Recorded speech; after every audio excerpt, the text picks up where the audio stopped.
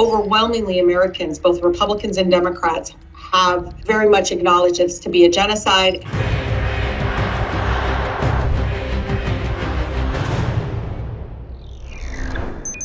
The United States has been, shamefully complicit. I mean, our country could have stopped this years ago, and it's incredibly unfortunate. The way the Genocide Convention is written, it is written to prevent it, and we could have prevented it if we followed the legal obligations that are in there and acknowledge again what was happening. And again, war crimes after war crimes were being committed before our eyes, and our country did nothing about it. And so I don't want us to stop talking about Gaza. I don't want us to stop saying what it is, which is a genocide. What this resolution does is, one, acknowledges during the anniversary of the Genocide Convention, is the fact that the U.S. is one of the signatories, is the one who supports it, but is not enforcing it now when it comes to the government of Israel. If you look at the Genocide Resolution, it actually verbatim is from the Genocide Convention. So it's a resolution to recognize the genocide, and we have about 21 other colleagues in the House of Representatives that is supporting it. And it would acknowledge, the U.S. would acknowledge then in the passage of this that the Israeli government is indeed committing genocide, and that those legal obligations that are triggered have to be put into place. And that means cutting off the funds and an arms embargo.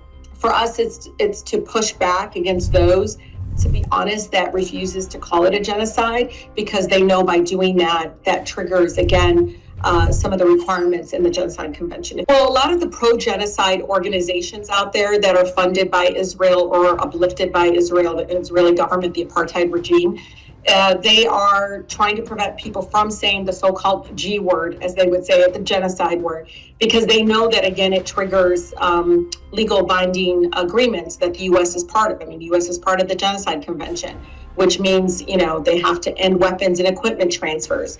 They have to do investigation and prosecution of individuals who were complicit, even corporations that might have been complicit in the crime of genocide. It also requires complying with orders of the International Criminal Courts. And also it would have targeted lawful, sanctions. Overwhelmingly Americans, both Republicans and Democrats, have very much acknowledged this to be a genocide, and very much acknowledged the importance of stopping the funding that is going towards, again, the ethnic cleansing genocide of the Palestinian people.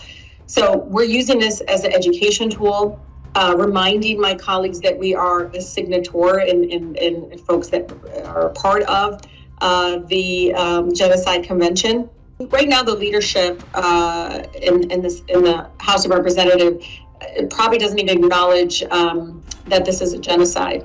I mean, my hope is that this is very much a way for Americans to be engaged. So a lot of people ask their members now, do you support the resolution to acknowledge this as a genocide? And that opens a door to get them to support it and to push back against narratives that right now in Congress, the resolution doesn't pass. I can tell you Americans are going to continue to call for those sanctions. They're going to continue to call for arms embargo. People are losing their elections because they are continuing to support this genocide. It is very clear. I'm not talking about just top of the ticket, even at the local level.